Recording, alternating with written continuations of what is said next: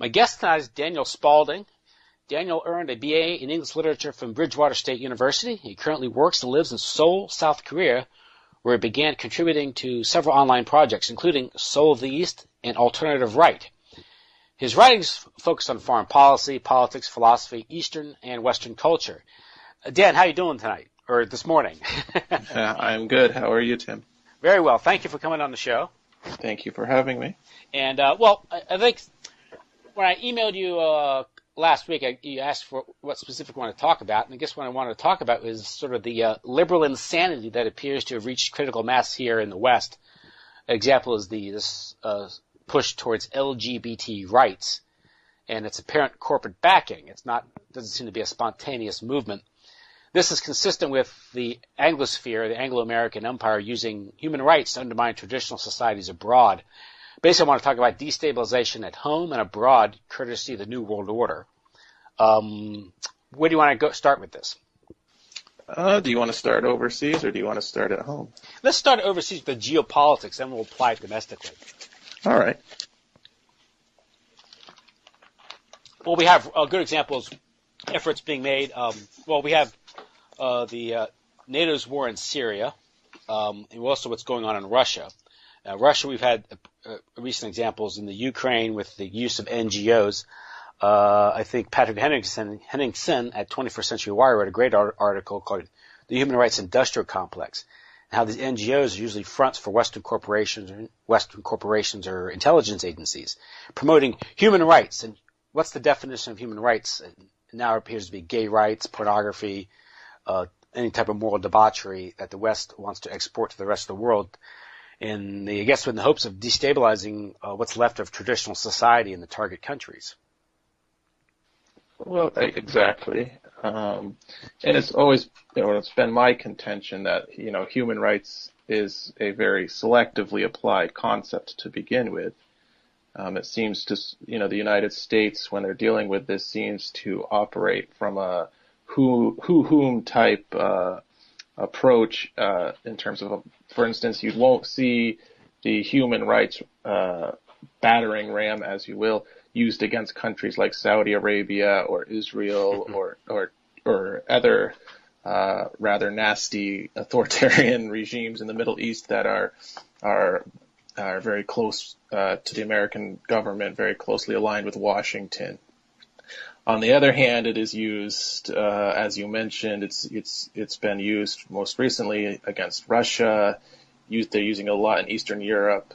Figures like George Soros, who is, billed as this philanthropist and this humanitarian, has quite successfully used the NGO model and the human rights ideology to essentially take down governments, take down countries, and push for everything from, homosexuality, abortion, and more recently we see the rise of this transgender ideology, especially in the United States, but they're starting to push it overseas as well.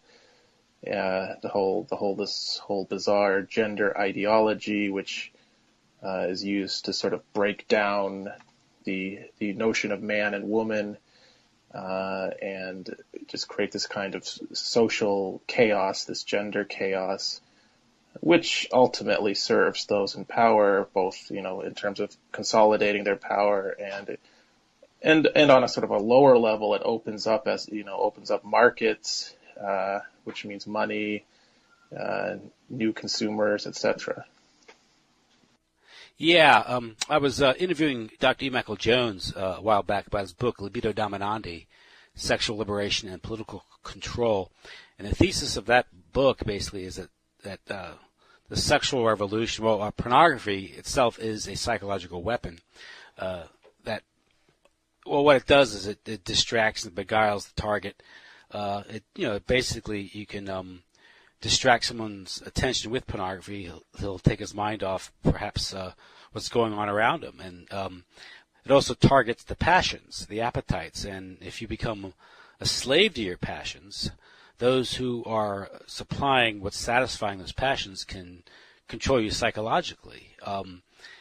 It's interesting, the example he pulls out, or he points out is the when the Israelis occupied the Palestinian city of Ramallah, they immediately took over the television station, and they imposed a curfew and also started broadcasting pornography on the television station there. And his point was, if the in the West we think of pornography as an expression of sexual freedom, but really what the Israelis did in the Ramallah points out what exposes what pornography really is. It's a psychological warfare weapon, because the Israelis obviously weren't interested in giving freedom to the Palestinians.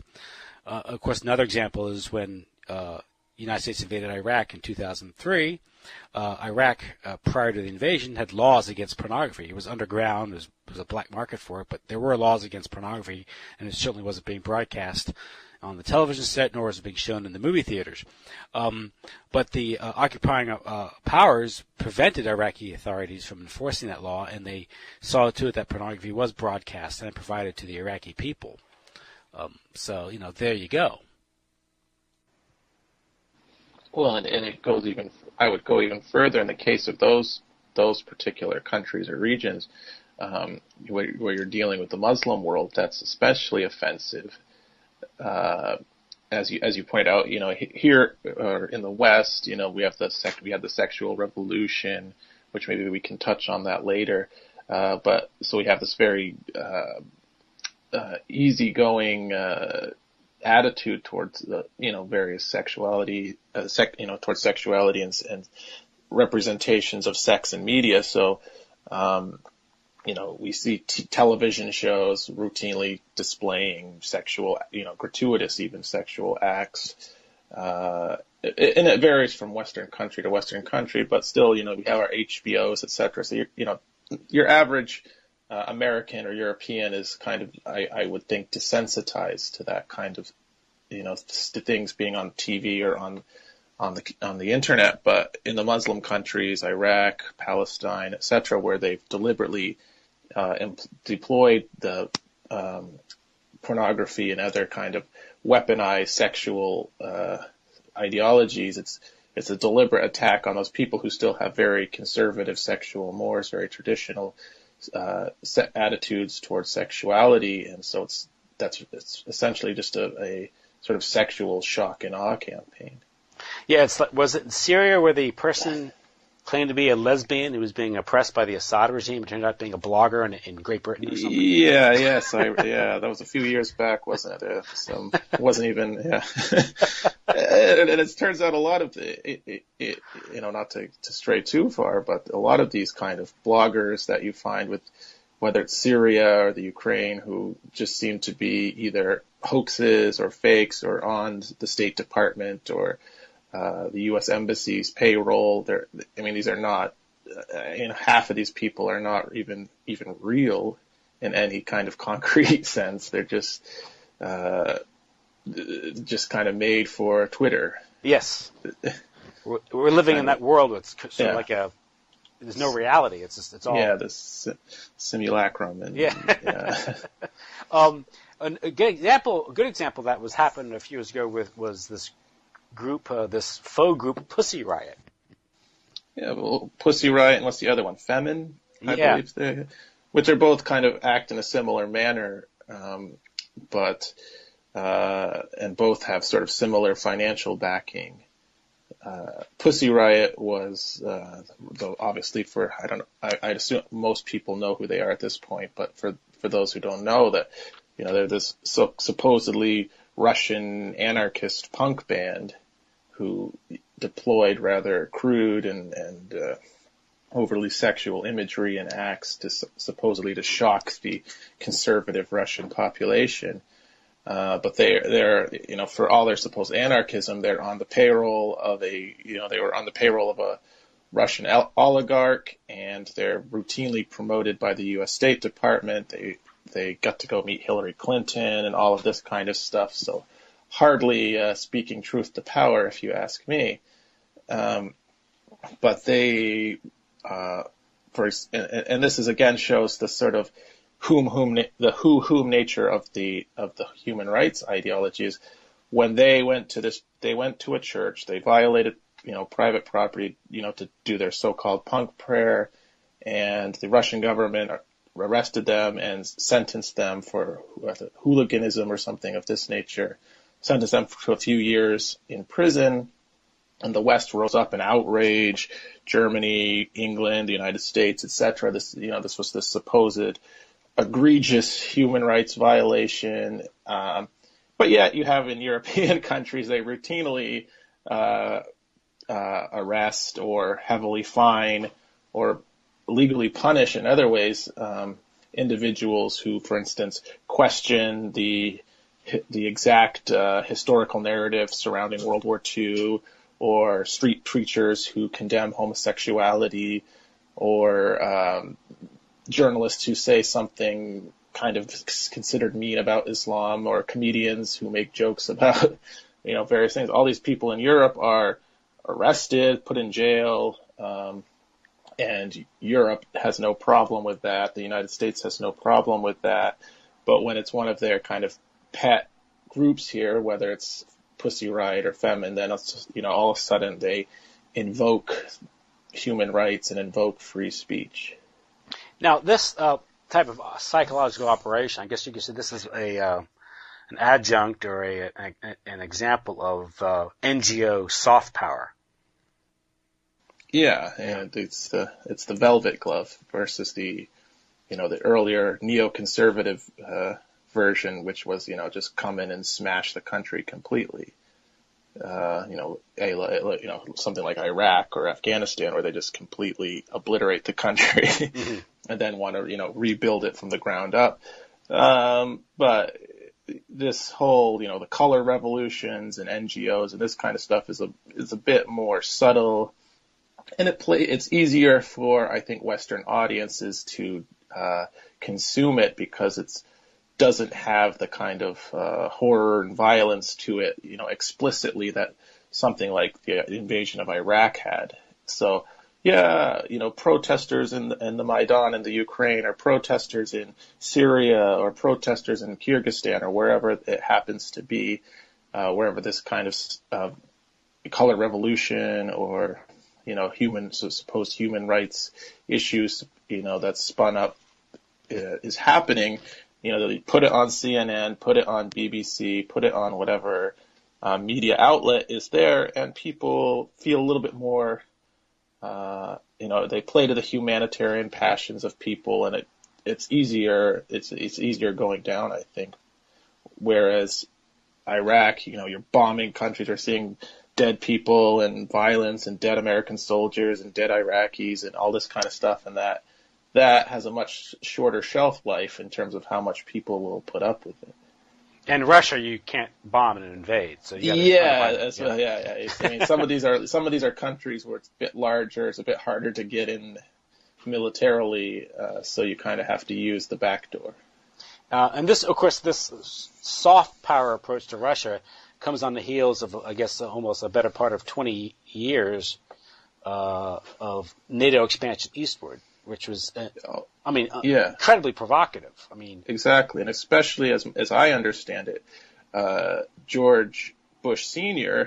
had assured the Russians that following the collapse of the Soviet Union, following the dismantling of the Berlin Wall, that NATO would stop it would reunite Germany, and it would stop there. It would not proceed any further. But Bill Clinton, of course, was more than anyone perhaps has, spent his 8 years bringing NATO all the way up to the border of Russia. And his presidency presided over the looting of Russia, which was carried out by Soros and Harvard University. Yeah. They had their guy Yeltsin there, who was kind of a useless drunk who let them take Russia to the cleaners. And, it's no wonder a lot of Russians resent the West, and I think Westerners don't really get that, because they just live in this, we still have the Cold War residue, and a lot of people, their understanding of a lot of these issues comes through this, heavily filtered establishment media, which which makes sure to cast, Russia, whatever one thinks of Russia, but is always sure to depict Russia in the worst possible light and in the worst possible manner. And it's made to seem ridiculous that Russia could have its own interests, its own rational interests, its own regional interests, and that if it pursues those interests, it's presented as imperialist or chauvinist or trying to rebuild the Soviet Empire or all this kind of rhetoric, whereas from what I can see, Russia has at most been acting in a defensive manner, trying to keep up with this constant barrage being fired against it by the West. Yeah, there seems to be no sense or understanding that a country as big as Russia might have some legitimate national security interest or a sphere of interest, which in a saner world, in an imperfect world, we have to deal with large states, governments, corrupt governments, and their geostrategizing and what they're doing. But traditionally, you'd get this idea that, a country has a sphere of interest that you do not penetrate or that you generally respect. And that's something that the Anglosphere, the Atlanticist powers, don't seem to understand or respect. They claim universal dominion.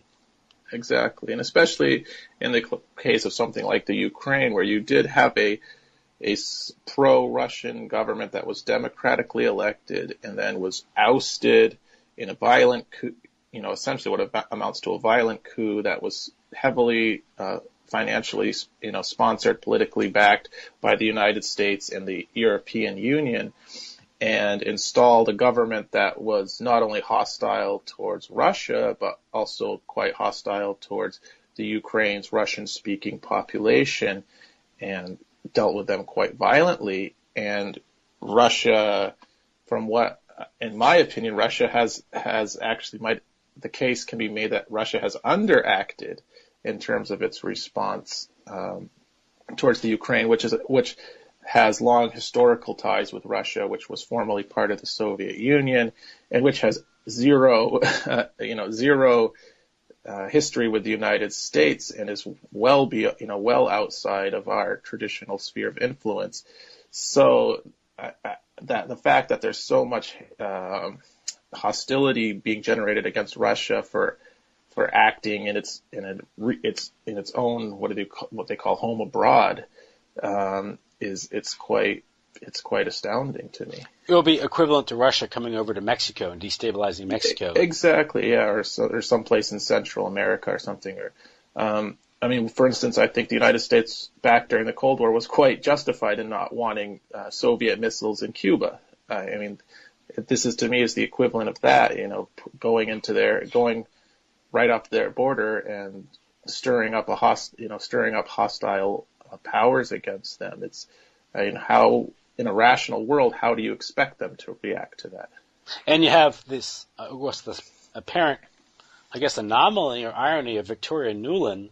They're supporting neo-Nazi groups. Yeah. Despite the fact that she's Jewish. Yes. You have the right sector and some of these other groups which are literally, the word Nazi is thrown around a lot. I know, yeah. But here it actually applies.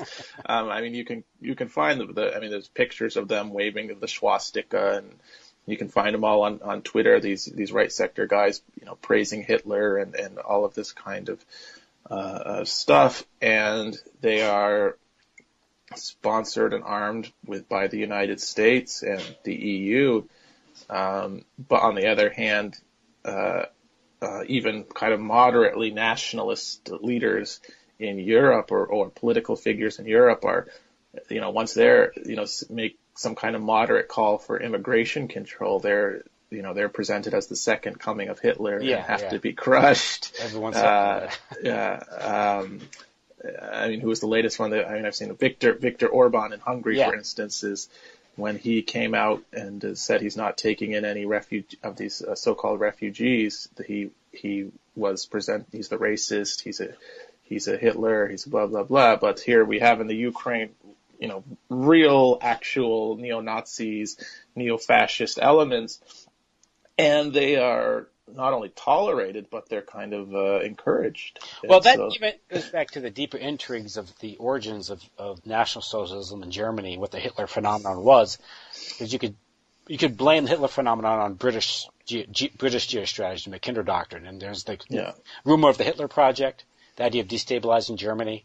I'm not saying they controlled everything about it, but the idea of marginalizing Germany and the overall, out of 2 world wars, Germany was destroyed as an independent power on the continent. But even in the Ukraine, where of course you have the terrible history of Stalin and what he did in the Ukraine, starving out the Ukrainian population, the kulaks. So a lot of the sympathy you have there for the Nazis in the Ukraine is based on the antipathy or much hatred for the Russians or the Soviets because of Stalin. So you have these SS battalions, but you're getting into these Ukrainian, the complexity of Ukrainian politics, I guess you could say, which I'd say most people don't have much of an understanding of here in the West. Yeah. But there's always been a sort of a strange alliance between Zionism and Nazism because they both had similar objectives. Getting Jews out of Europe. Get Europe, yeah. So there's sort of like I guess you could say sort of a convergence of interests. Exactly. Yeah. It's funny how it comes up again with Victoria Nuland and her husband Kagan and all that stuff. So but I mean, certainly, as far as Ukrainians go, it's not for me to tell them how they should feel about Russia or about their history. That's ultimately, as far as I'm concerned, their business to sort that sort of stuff out. Well, that's the essential point.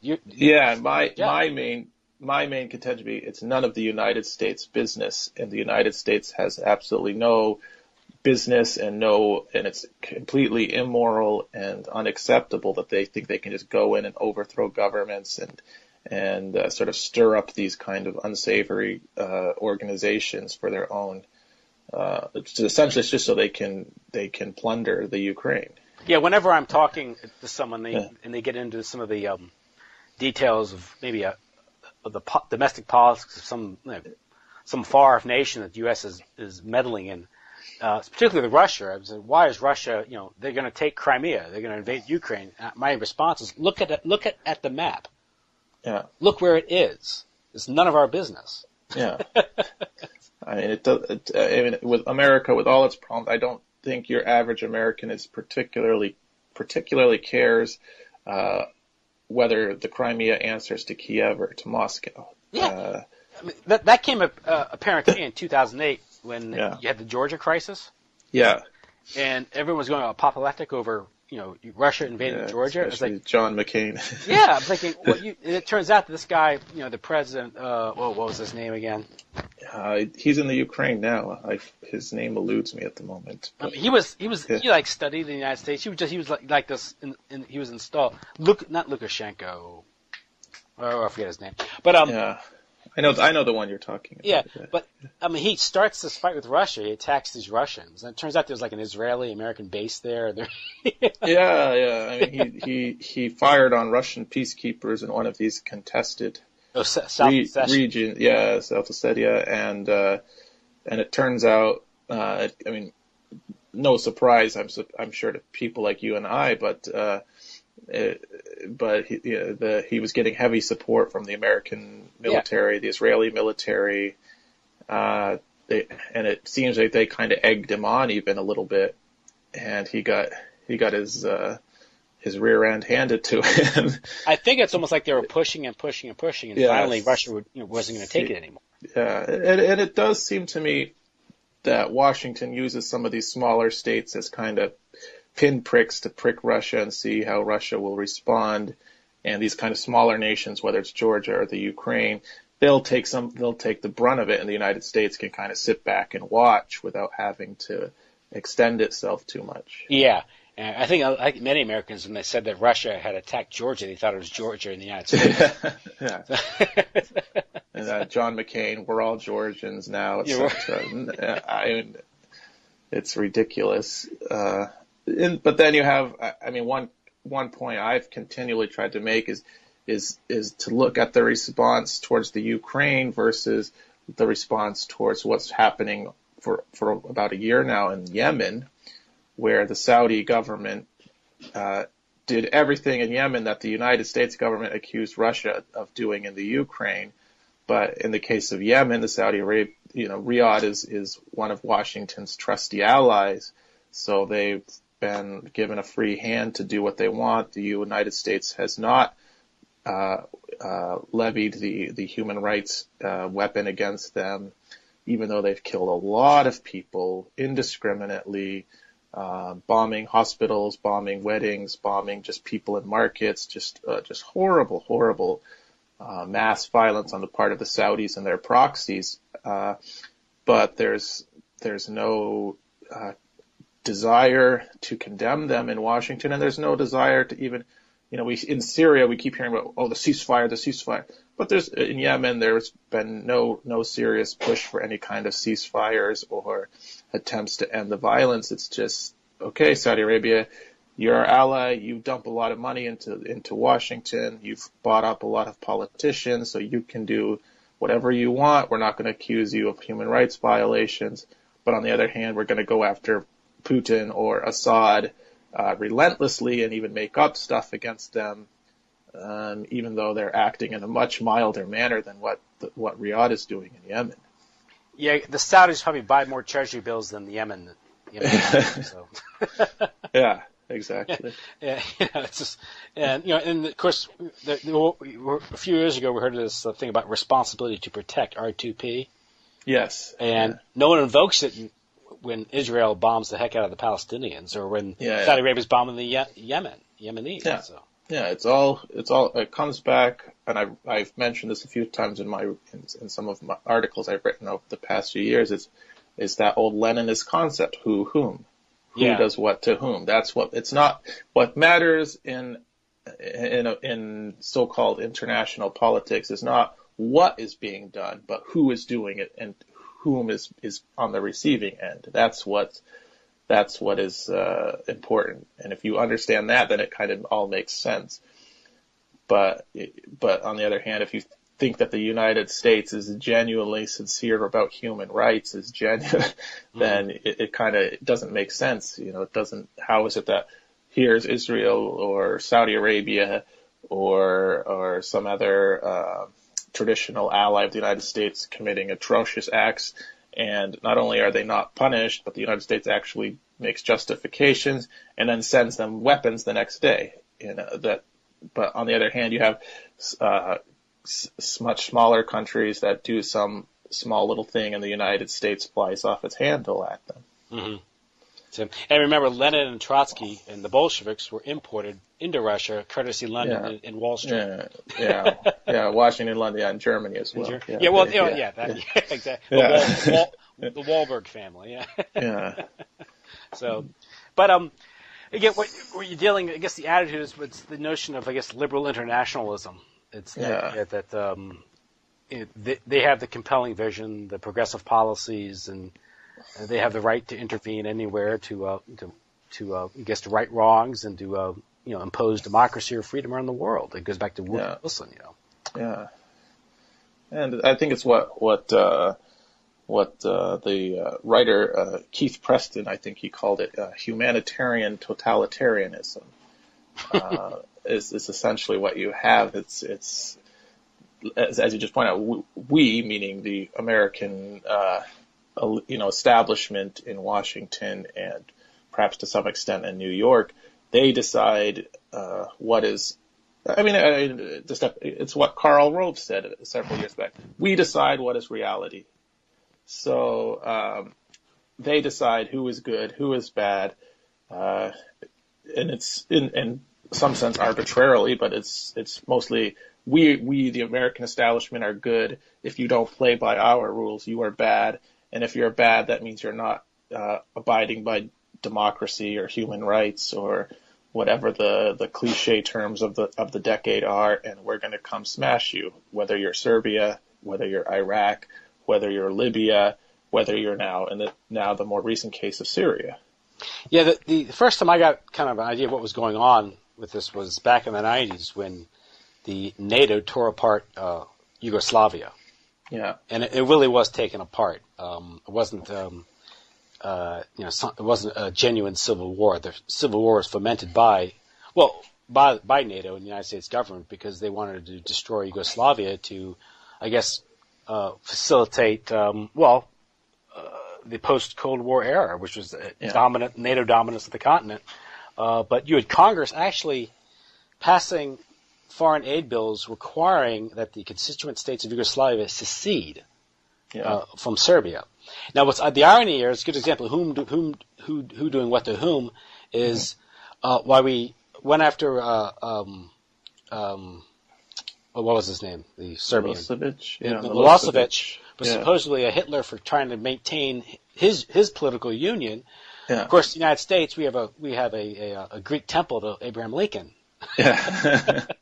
who resorted to means far more violent to maintain his union. Yes, and he used far more violence than Milosevic. It turns out that much of the violence in the Balkans, in Yugoslavia, there was fomented by the KLA, which is a terrorist organization, which then got support from NATO, and also by imports.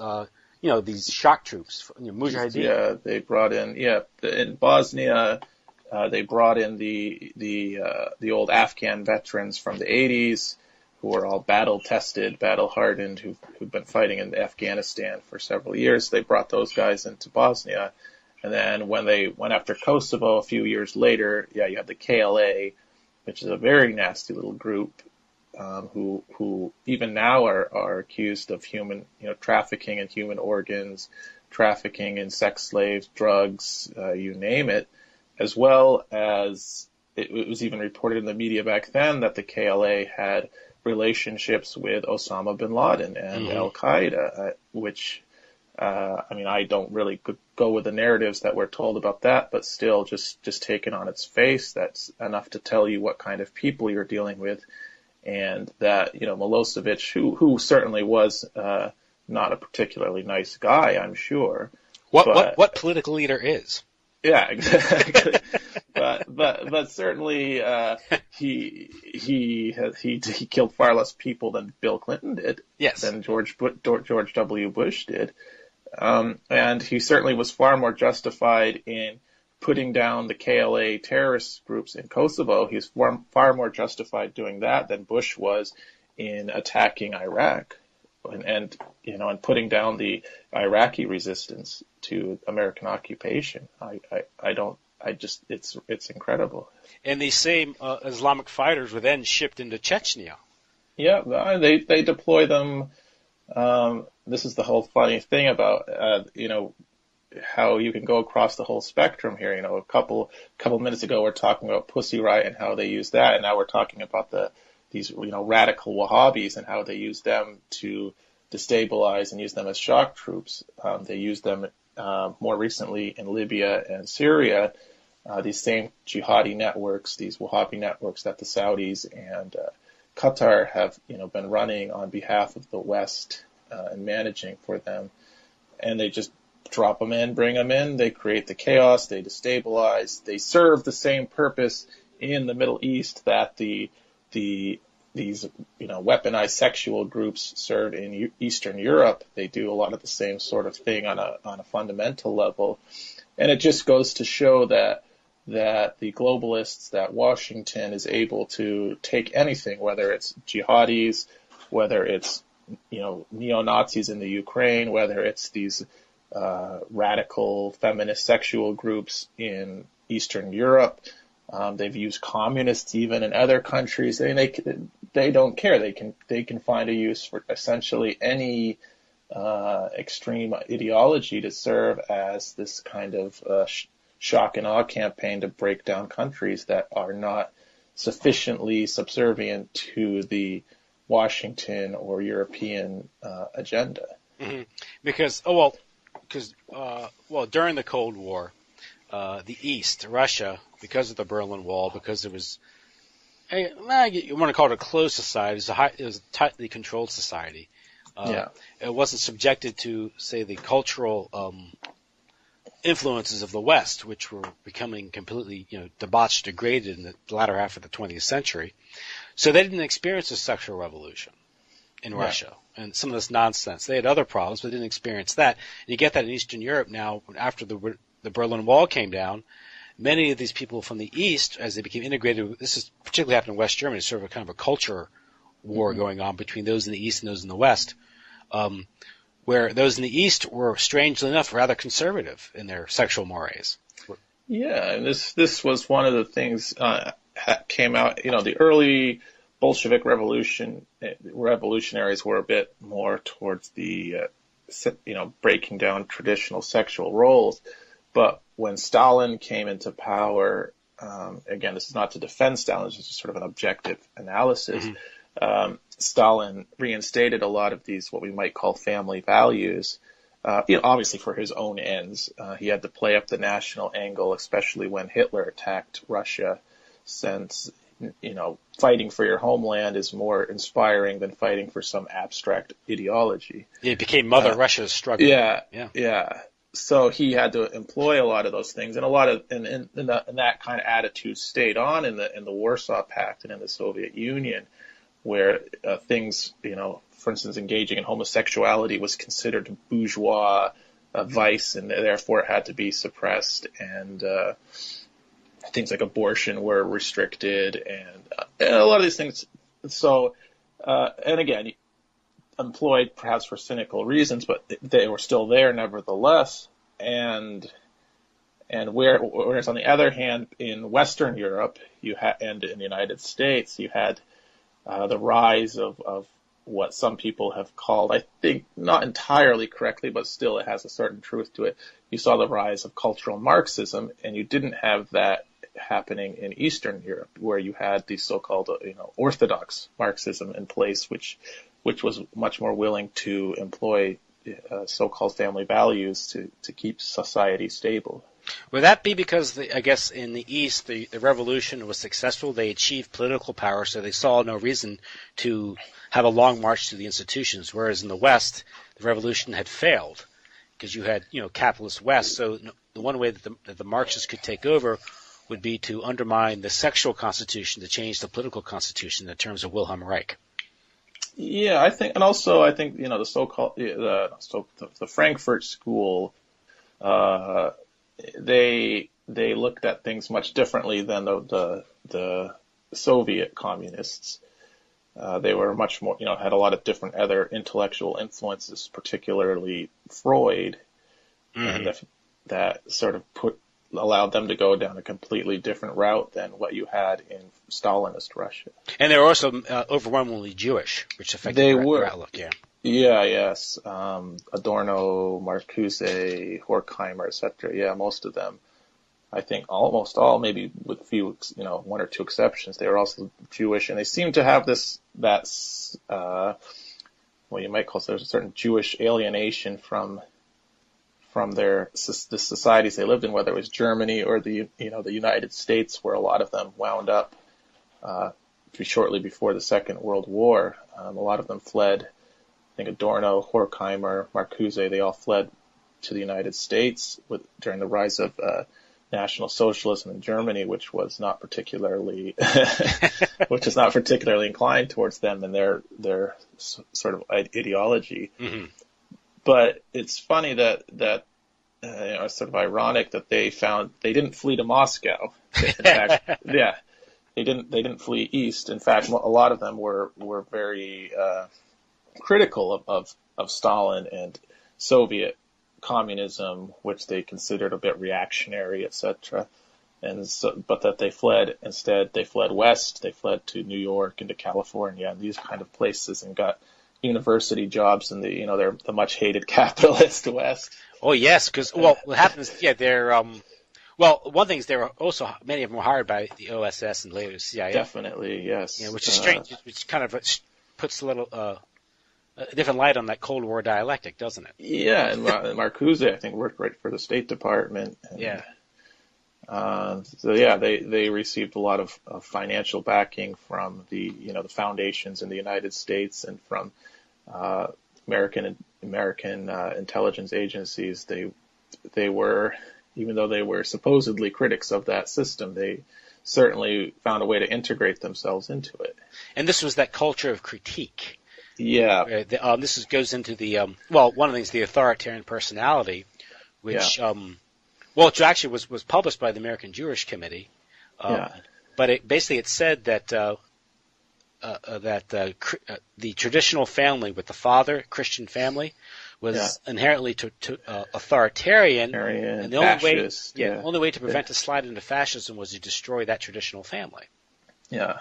And that comes out of their earlier critique, because they were, Marx in his analysis predicted that, that there would be this succession of events that would ultimately lead to the revolution and the proletariat rising up, etc.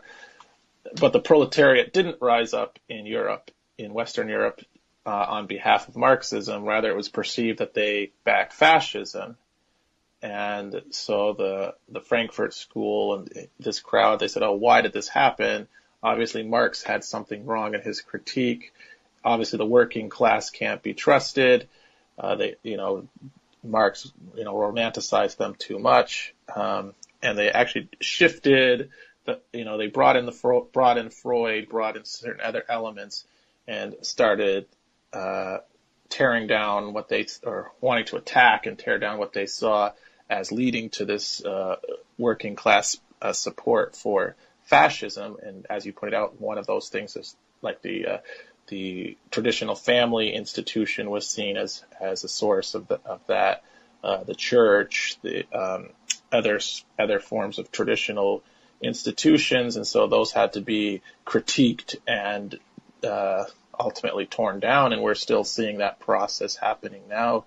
I think with this taking the sexual revolution into the next phase with all the gender ideology. Yeah, and one thing that's interesting is one of the impulses behind the Bolshevik Revolution in Russia. Well, one thing was the conditions created by the Great War, the First World War, put some strains on Russian society. But part of that was part of British strategy, I think, part of the Mackinder Doctrine. You weaken Russia through revolution, and when you get Russia to succumb to revolution, is you let Germany and Russia fight each other. Yeah. But you have the sending in of Trotsky and Lenin, courtesy Germany, Berlin, London, and New York.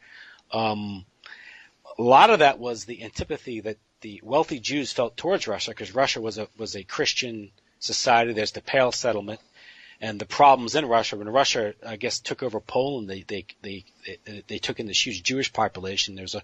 Throughout the 19th century, there's a whole problem with assimilation. Yeah. And there's a radicalism and almost the overwhelming. The radical movements in Russia, the anarchists, they were, if not overwhelmingly Jewish, majority Jewish. And so you had these emigres to the West, particularly to New York. People like Jacob Schiff, Wahlberg, Bernard Baruch. These people, they hated Russia. What's funny thing, you shoot ahead toward the future to today, and you have a Jewish oligarch, George Soros, pulling the same stuff in Russia. Yeah, George, because he's from originally Hungary, I think. Hungary, yeah. But he seems to have a certain animosity towards Eastern Europe, especially. Yeah. Even though he's accused of some form of collaboration, actually, I'm not sure how accurate all of that is, but I've seen it pointed out several times that the young George Soros, during the period of time that Hungary was occupied by the National Socialists, that he collaborated with them in terms of selling out older Jews to be sent off, and he would then claim their wealth. So he's certainly someone who's rather nasty character. I saw him asked about that directly. Yeah. And he said, if I didn't do it, someone else would have. Yeah, I recall. Instead of saying I was only a teenager, I didn't do it. No, that wasn't me. Yeah. Yeah. So he's obviously a man with few moral scruples. So, but yeah, there is certain, especially a lot of these individuals who came from Eastern European Jewish backgrounds that seem to harbor a deep resentment against Russia, especially, but even some of the other Eastern European countries for their supposed mistreatment by the Christian majority. Mm-hmm. Which again is a common theme running through radical Jewish thought. It's the fear of a strong host society, which leads them to support subversive, policies or activities, or whether it's through culture or through politics. And we see that in Hollywood and the music industry, where you could arguably say that much of the influence there, at least the subversive element to popular entertainment, it might be that motivation there. So. Well, and it's always kind of curious to me that in the United States they hold this same attitude towards especially white evangelicals, even though they're amongst the most phileo-Semitic group in the world. Yeah, Christian Zionists. But yet they're still looked down upon with kind of scorn and contempt by these elite Jews. They don't particularly care for them, and they're always quick to represent white evangelicals in the most negative and light in terms of popular media. Mm-hmm. And when we're getting into the subversive policies, one of the things, or subversive tactics that's going on in Eastern Europe and Russia and some of these, Poland is also another country that's been targeted. We mentioned what was going on in what the Israelis did in Ramallah and what the U.S. government is doing in Iraq with pornography. Of course, you could argue that the invasion of Iraq was at Tel Aviv's request, if not order, if he did the state of U.S. foreign policy these days. It's the idea of undermining society, particularly by promoting sexual degeneracy, which is interesting, because it goes back to the cultural Marxists, particularly Wilhelm Reich. You could argue it goes back to the Marquis de Sade, I guess. Yeah. And recognize that this is how you really cause a revolution, because if you destroy the morals of a society, you can really turn things upside down, which is what a revolution is all about, and you can demoralize it in many different ways. And I think that's arguably, generally speaking, man's weakest point is his sexual nature. Mm-hmm. It's something always with us, so that's a very easy thing to attack and get people to essentially succumb to their lusts and to their physical and sexual desires. It doesn't take a lot of convincing, I think, to get people inclined down that path. Mm-hmm. And you can really do damage to society by upsetting traditional roles. A good example is what's occurred here in the United States, where if you set in motion certain trends, which be it feminism or sexual evolution, permissive attitudes, you can undermine the family. And if you undermine the family, that causes ripple effects throughout society. One thing is it makes children far more vulnerable to abuse, crime. It really causes a division between the sexes, because men are effectively cuckolded. That's happened in many communities, particularly the black community, via courtesy of the welfare state. But you still have the sexual energy, you still have masculinity to contend with, so it manifests itself in high crime rates. But it's almost like, if you look at it broadly speaking, it's almost like a plan has unfolded to do this in the West. Because if you look at feminism, sexual revolution was a top-down revolution. And feminism was created by the foundations and intelligence agencies. In fact, Gloria Steinem. Yeah, she openly admits that she worked with the CIA. And Ms. Magazine was funded by Katharine Graham and the Washington Post, and a bunch of billionaires funded the magazine. Yeah. And I think it's even in the case of what we've seen in the last decade, this kind of what seems to have just come out of nowhere, this push for so-called gay marriage, and how did that come about? Because looking back 10 years, as far as I can recall, nobody was even really talking about it, and then all of a sudden, a few years ago, it just became the issue. And I think it was Joe Biden who shed a little light on that inadvertently when he praised the Hollywood Jewish community for using television sitcoms to push for so-called gay marriage. Television, yes. Yeah. The ultimate psychological warfare weapon. Yeah. So That's true. He did. He credited Jews. Now, if you were yeah, to blame Jews for gay marriage, yeah, you would be called an anti-Semite. yeah. But Well, I think even in his case, he came under a little heat because well, I mean, there was an don't article tell, in Cocoon magazine by Amy Dean yeah, saying that very thing in Cocoon yeah, magazine. So I mean, yeah, they make that claim. Just like if you read Neil Gable or Empire of Our Own, or was it Joel Stein in the L.A. Times, who said that Hollywood is controlled by Jews and we're proud of it. yeah. So if you can take credit for Hollywood if you're Jewish, Yeah. but you can't take the responsibility for it if someone is critical of Hollywood's product. Yeah, You can praise. Yeah, you can praise the overrepresentation of Jews in Hollywood, but you can't criticize it. Yeah. So, but then that's true. Then they have if they're overrepresented and they control it, then they are certainly responsible for what Hollywood produces. Oh yeah, the message is theirs. I mean, so you can't blame the Mormons for it or something. Yeah. So, but yeah, that's one of the things. It's it seemed to come out of nowhere, but it's promoted as an agenda. Of course, it was also promoted by the courts. It wasn't like this came through popular vote. No, yeah, it was not in any way organic or from the bottom up. Yeah. It was completely imposed. Psychologically, it was imposed via the television, sitcoms, all that. And then legally, it was imposed by the courts and the bureaucrats from the top down. Yeah, how was it, this strange interpretation of the 14th Amendment? Yeah, what? And it was decided before. I mean, the legal arguments, that's just, that's just the wrapping they put on it. But,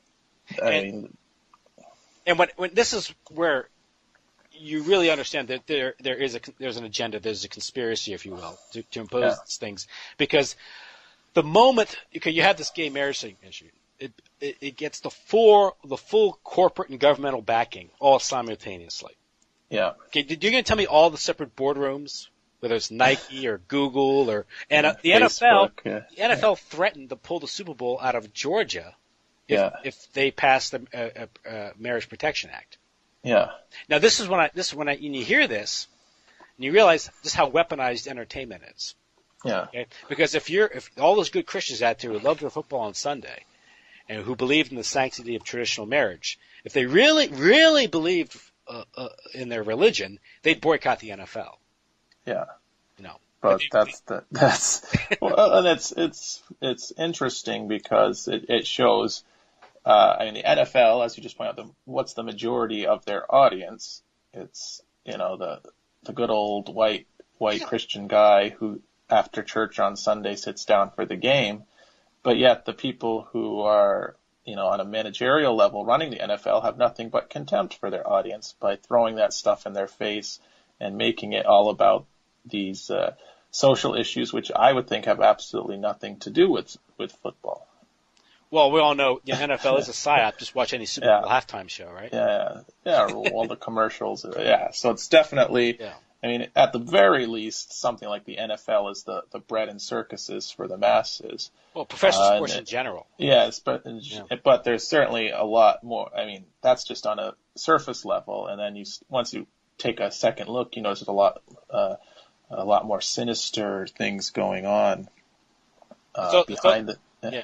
It's also more fixed than people care to believe. Yeah, but I mean, coming back to what you mentioned about the corporations, I recall when the Supreme Court passed or legalized or whatever the correct term is, so-called gay marriage.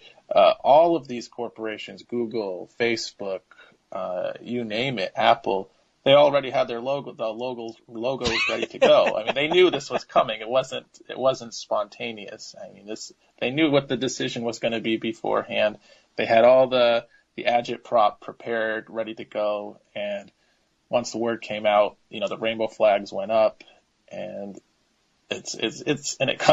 coming back to like the colored revolutions where they have all the ready-made flags and all the ready-made props ready to go, but we're supposed to think of it as this kind of organic uprising.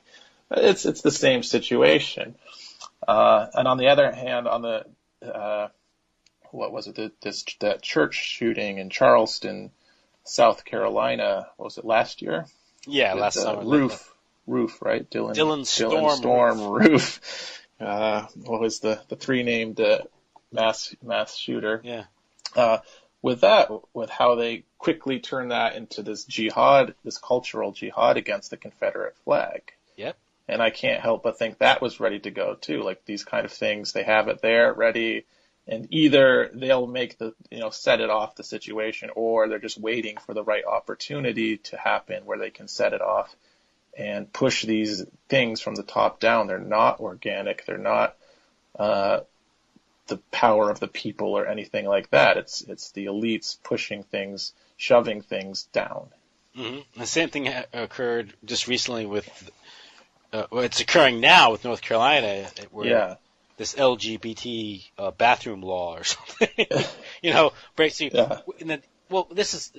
Tell me this isn't a conspiracy, because the city of Charlotte passes one of these stupid tolerance laws. Yeah. You think about it for 5 minutes, you realize what the problem is with it. You can't identify. It's not your gender. It's not your sex. It's what gender you identify with in any given day. Well, that's great. Okay. Yeah. So then North Carolina passes a law overriding the state law, saying no, we're going to revert to the traditional understanding. It's what you're born with. Okay. Yeah. That's what makes sense. Yeah. All of a sudden, the whole New World Order comes down on North Carolina. Yeah. It's PayPal, it's Bruce Springsteen. But I think they dodged a bullet there. I mean, if you can keep Bruce Springsteen out, you're doing something right. But I'm thinking. So you're going to tell me this isn't coordinated? That's awesome. No, definitely. Again, it's the same and this is where I kind of would have to take a jab at, for instance, the libertarians who think it's all the state, and that the free market will save us from this. Well, it's the corporations, it's Apple, it's Microsoft, it's PayPal, it's Facebook, it's Zuckerberg. All of these guys are pushing and pushing and pushing this stuff. It's not just Obama. I mean, Obama and the Democrats get a lot of flack, and rightfully so, but they are almost front men. They're not the money. They don't have the money to push this stuff. They don't have, it's these corporations who are the ones who sponsor politicians, who give them the money for their campaigns. I mean, if all of these corporations said, we're not interested in pushing this social subversion and nonsense, and we're not going to give money to politicians who do, this stuff would disappear overnight. Mm-hmm. So certainly the corporations and the so-called, free market and capitalism, these kind of things have to be included in a serious understanding and critique of this, what's going on. Yeah, these causes, and one thing, whether it's the emergence of feminism in the late 20th century, mid to late 20th century, gay rights, these weren't spontaneous, because one of the big an impetus for this was the Kinsey Report. Yeah. And that was funded by the Rockefeller Foundation and Ford Foundation, and he was promoted by Time Life, and despite the fact that his methodology was completely, flawed, he was a scientific fraud, and also a criminal. Yeah. A pedophile. Well, so was Wilhelm Reich.